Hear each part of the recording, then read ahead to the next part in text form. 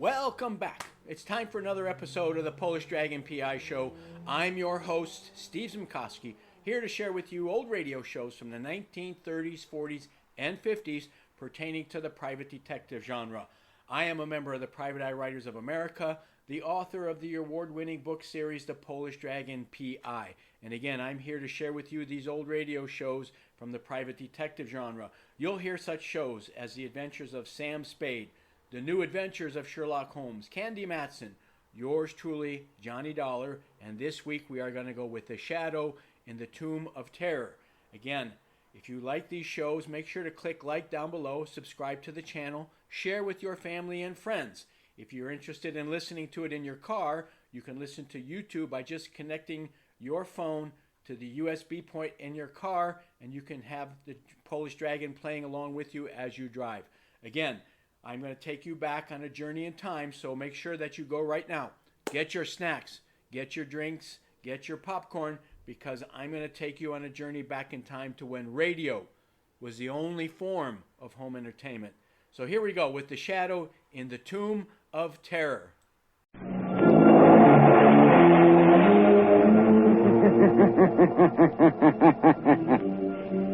Who knows what evil lurks in the hearts of men?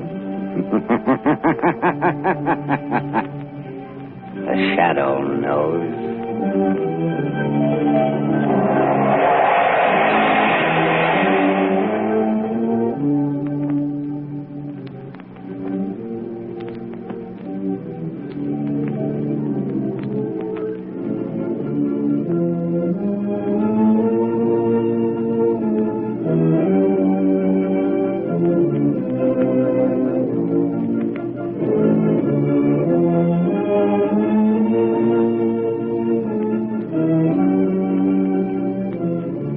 Ladies and gentlemen, in a moment, The Shadow will be on the air with a thrilling new adventure. But first, let me tell you about a new kind of tire that makes wet weather driving safer than you've ever dreamed possible. It's the new Goodrich Silvertown tire with the Lifesaver tread. Next time it rains, just notice the way your windshield wiper sweeps the water right and left to give you clear, safe vision. Well, that's how the amazing Lifesaver tread on the new Goodrich Silvertown tire performs on a wet road. It sweeps the water right and left, forces it out through the deep drainage grooves, makes a dry track for the rubber to grip, gives you the quickest non-skid stops you've ever seen. And you get this life-saving skid protection plus golden ply blowout protection at no extra cost. So play safe. Equip your car with Goodrich Safety Silvertown.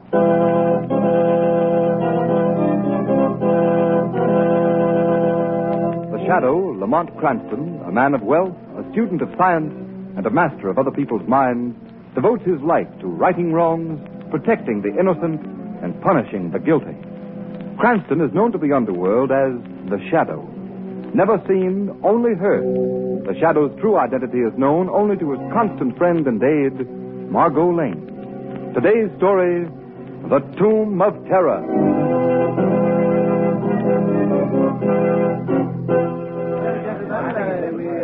And so, gentlemen, we are gathered here on the grounds of the City Museum to pay tribute to those who have successfully brought to this country the building that stands before you, the authentic tomb of the Egyptian pharaoh, King Khufra-Tep.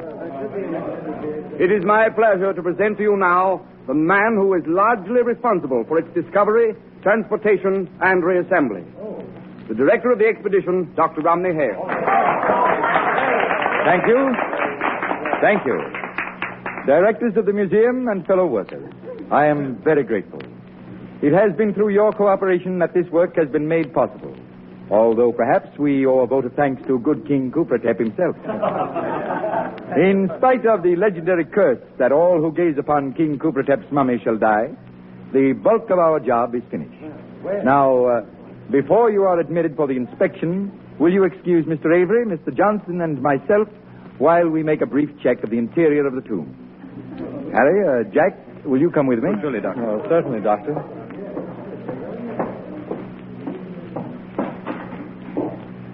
Well, gentlemen, how does the place look to you? Why, Doctor, you've done an amazing job. It looks exactly as it did when we first unearthed it in Egypt. Thank you. Would you like to pay your respects to His Majesty? Oh, indeed I would. Very well. Will you help me with the lid of the mummy case? Oh, sure. There you are. Khufra-Tep the King, Lord of Egypt.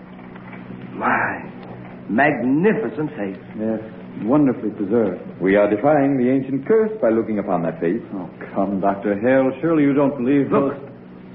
Look at the mummy's eyes. Why, that's strange.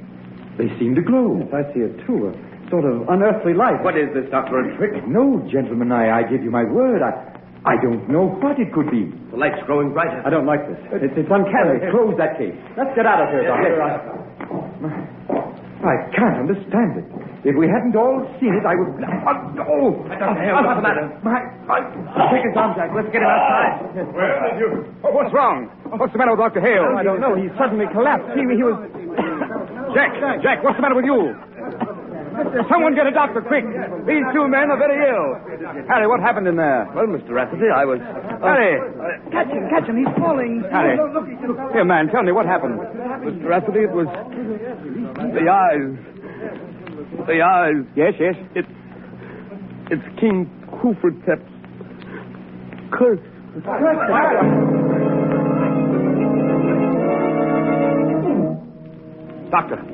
Doctor, tell me, how are they?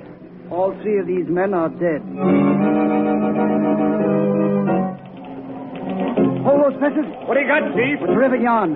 Dr. Romney Hale, the archaeologist, and two of his assistants died mysteriously an hour ago in King Khufra-Tep's tomb. Play up the curse angle and spread it for all it's worth.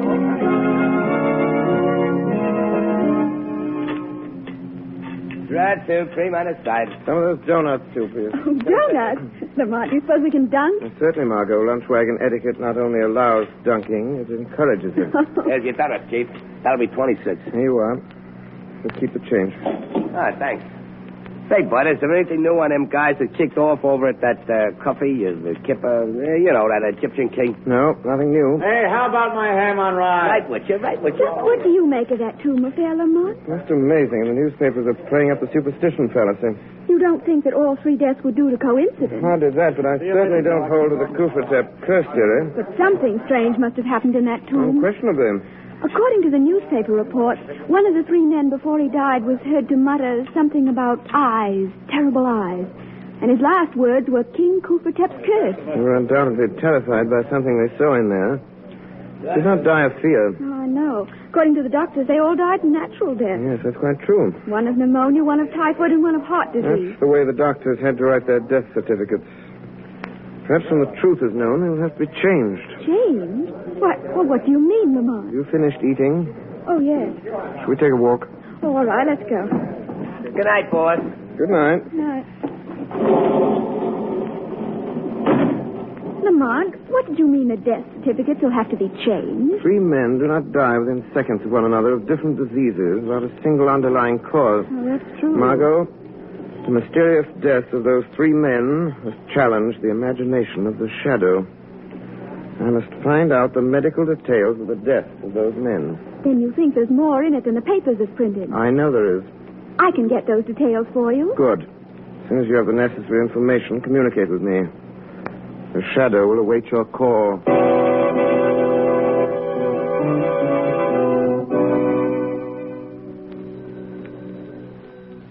Hello. Lamont, this is Margot. Oh, yes, Margot. What did you find out? I just talked to Dr. Burley, he's in charge of the case. Yes? He said that the three men actually died, as the papers said, but there was one detail that was not printed. What is that? Well, the doctors themselves don't seem to understand it, but an examination of the victim's blood has shown in each case a complete absence of leukocytes. Leukocytes. Yeah. Those are white corpuscles. Yes. Do you realize what that means? Without white corpuscles in the blood, the human system would have nothing with which to combat disease. No wonder they died. Margot, this is the first key to the mystery. Perhaps the shadow can find the answer to the next question within the museum walls.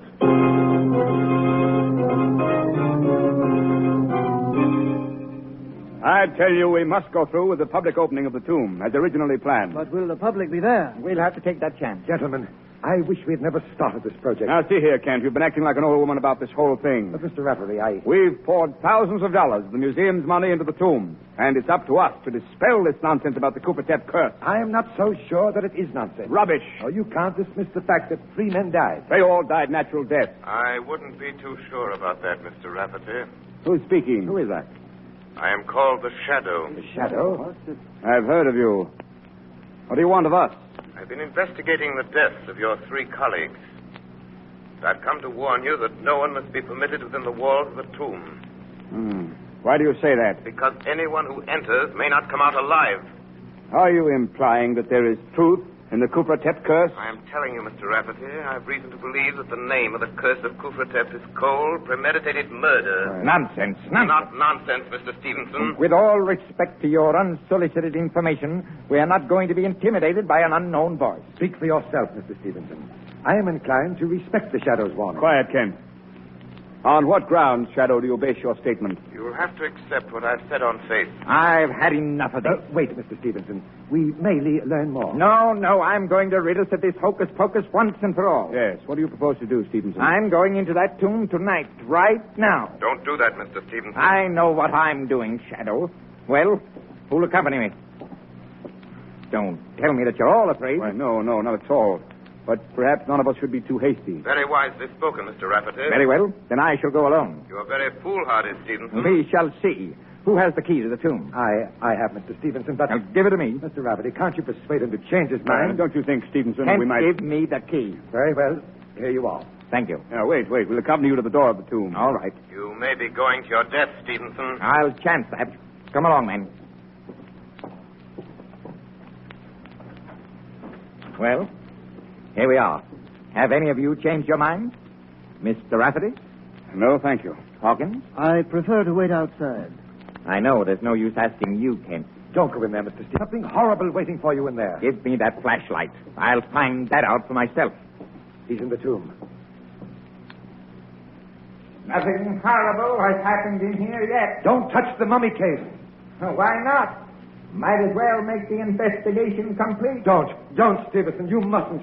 Can't any of you stop him? What can we do?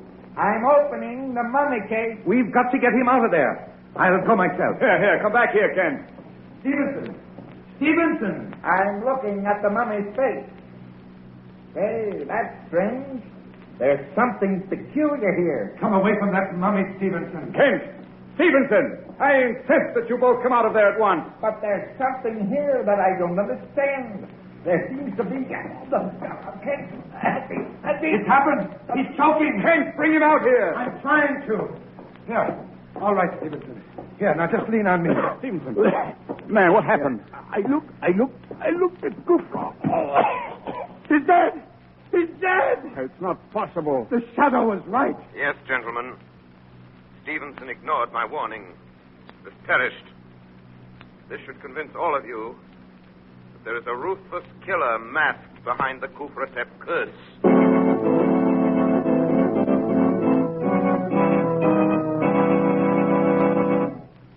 Ladies and gentlemen, one warning from the Shadow strikes fear into the hearts of his adversaries. Yes, and just one skid is enough to put the fear of wet, slippery roads into any motorist's heart. The Shadow knows. The thousands of motorists who are killed or injured every year when slithering skids throw cars out of control would never risk the danger, grief, and expense of riding on unsafe tires if they had another chance. Motorists, I've already told you that the new Goodrich Silvertown tire will stop you quicker, safer on wet pavements than you've ever stopped before. But you don't have to take my word for it. Here are the facts. Exhaustive road tests of both regular and premium price tires of America's 6 largest tire manufacturers were made by the nation's largest independent testing laboratory, the Pittsburgh Testing Laboratory. And here's what they found. The new Goodrich Silvertown with Lifesaver tread gave greater skid resistance than any other tire tested. Yes, and that included those tires listed at from 40% to 70% higher in price. The Goodrich Safety Silvertown gave more non-skid mileage than any other tire tested in its own price range. Average 19.1% more miles before the tires wore smooth. That's performance in any car owner's language. The kind of performance that spells safer, more economical driving for you. Remember, there's double protection in these life-saving Goodrich Silver Towns at no extra cost.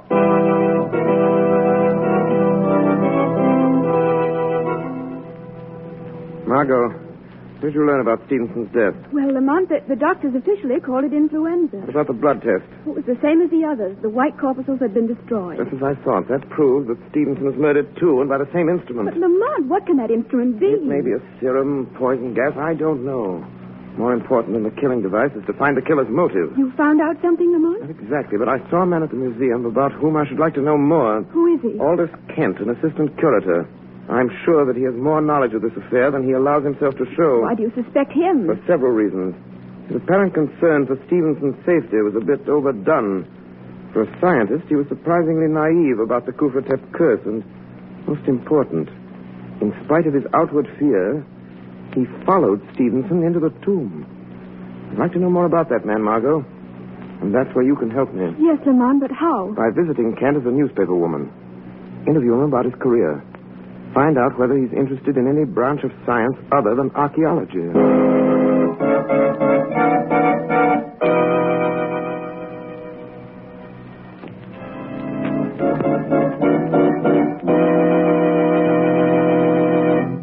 Well, Margot? I saw Aldous Kent. Yes? He hasn't always been an archaeologist. He worked at many things. For instance? Well, before he went to work for the museum, he was employed as an assistant by Dr. Faber. You know, the well-known biologist. Very interesting, Margot. I think that's all I'll have to know. But, Lamont, does that have any bearing on the murder? May have everything to do with them. I'll be able to answer that question after the Shadow pays a call on Dr. Faber.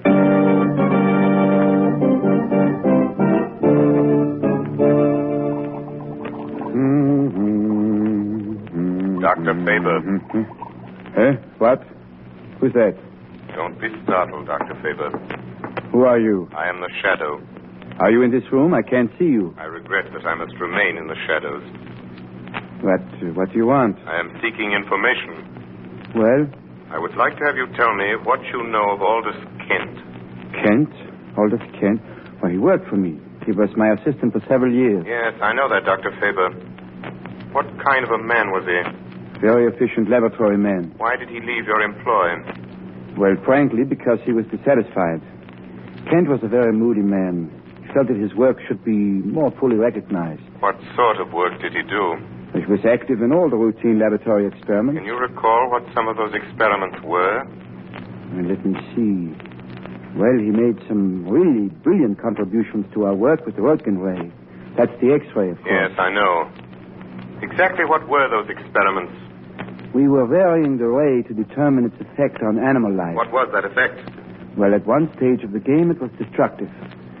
We developed a ray that was capable of destroying the white corpuscles in the blood of the laboratory animals. It's enormously interesting, Doctor. Tell me, does such a ray have the same effect on human beings? Oh, yes, it probably does. Thank you, Dr. Faber. You have given me the solution to the mystery of the Kufratep curse.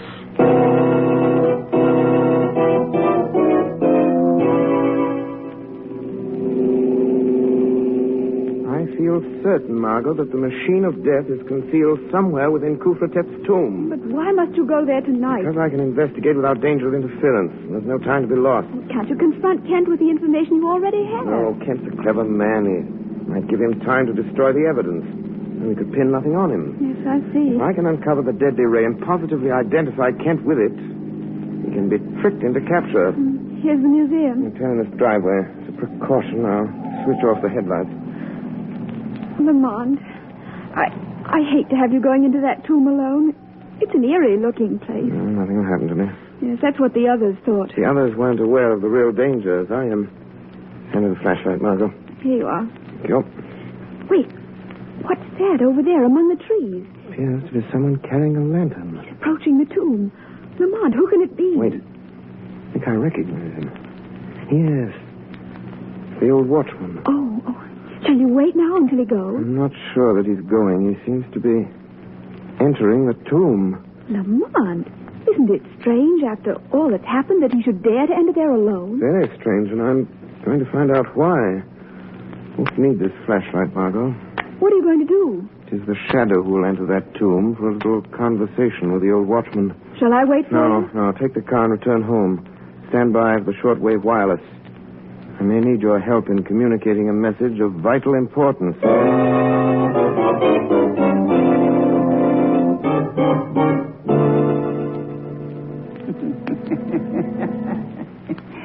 Good evening, Your Imperial Majesty. I've come again to see that you are resting well. Your work is nearly done. Only one more to gaze into your eyes. And then... then the vengeance is complete. You have served me well. Who speaks? Who indeed would speak within the resting place of the king. Are you the... Yes. It is I, Khufratep, Pharaoh of Egypt. Oh, Your Majesty. Rise up. You need not kneel in my presence.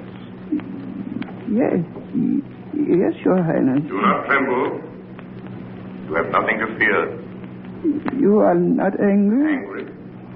Why should I be angry toward one who serves my interests? I have come to reward you. To reward me? Yes. But first, I must have an accounting.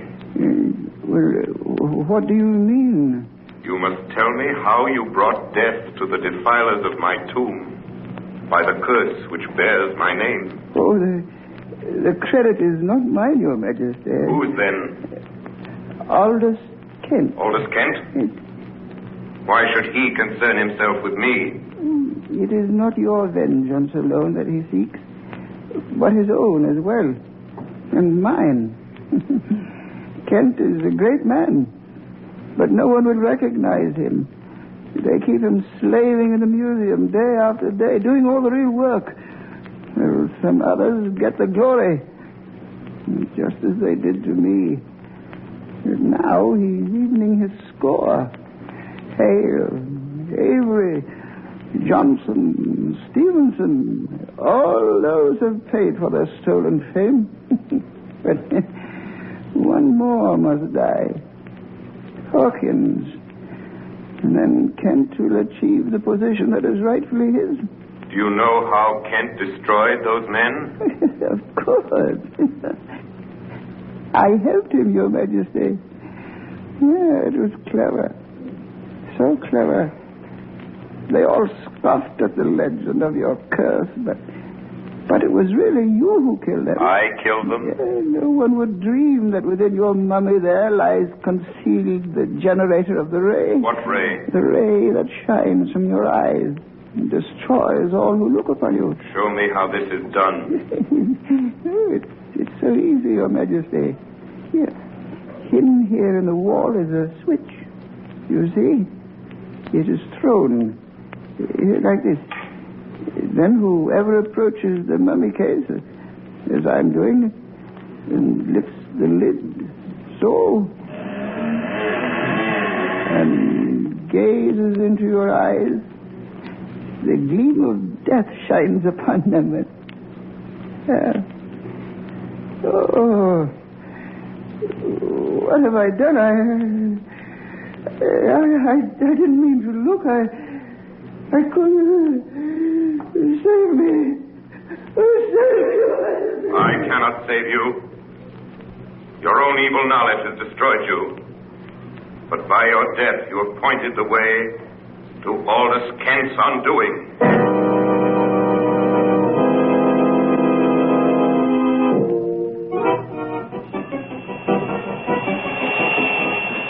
Margot Lane. Calling Margot Lane. Calling Margot Lane. Communicate with Rapiday, the director of the museum, at once. Tell him to arrange the public opening of the tomb tomorrow as planned. Be sure that both Kent and Hawkins will be there. This is important. Margot, tell Rapiday that he must follow my directions implicitly. A man's life is at stake.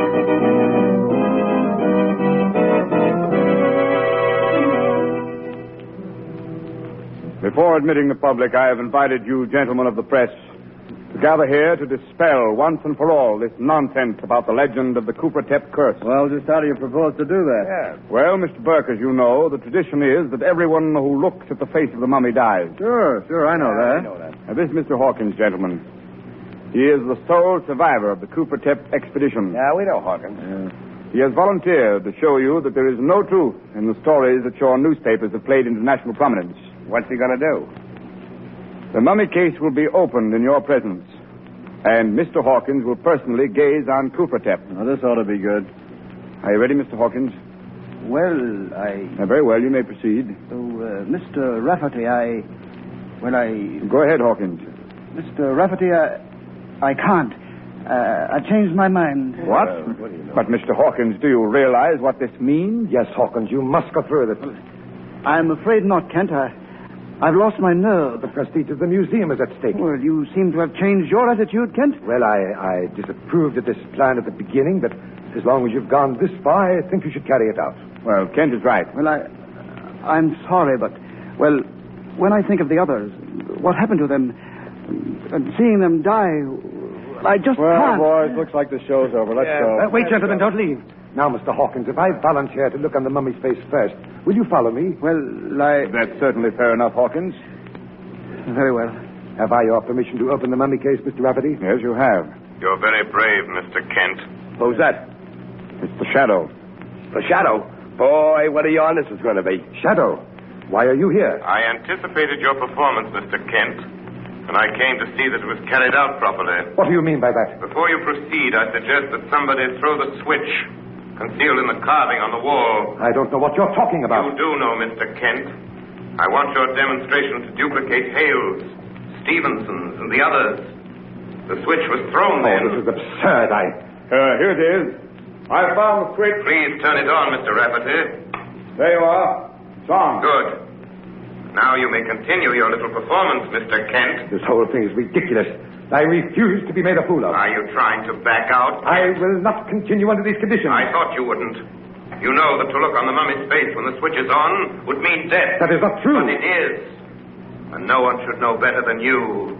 Concealed within that mummy is a murderous ray. That ray is your own conception. That's a lie. There is no ray. Then why don't you look on Kupratep now? Because Then you shall be forced to do so. Oh, no. Rafferty, Hawkins, be into the mummy case. Come on, Ken. I won't. Let go there. Let go. Somebody left the lid of the case. Let go. I won't look. Now, Aldous Kent, stare long into the eyes of Kupratep.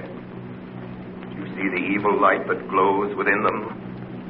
That's what the others saw. No. I didn't. I confess. I killed him, but don't make me look.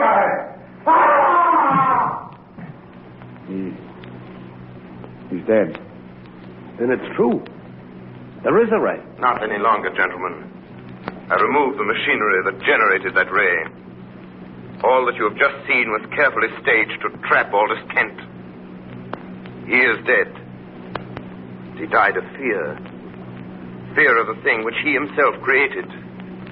You have all witnessed the end of the curse of Kupratep. A curse which fell justly on the true desecrator of the tomb.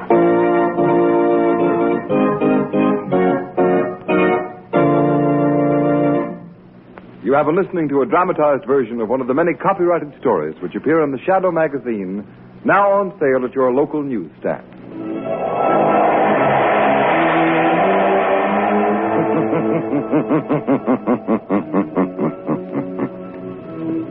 The weed of crime bears bitter fruit. Crime does not pay. The shadow knows.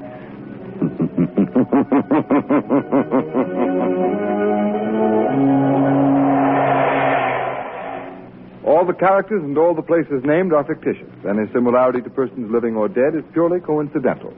And that ends another episode of the Polish Dragon PI Show. You have been listening to The Shadow in the Tomb of Terror. Make sure to click like down below, subscribe to the channel, share with your family and friends. And again, if you are interested in any of the Polish Dragon PI books, they can be found at www.polishdragon.com. Until next time, everyone, have a wonderful week. Bye-bye.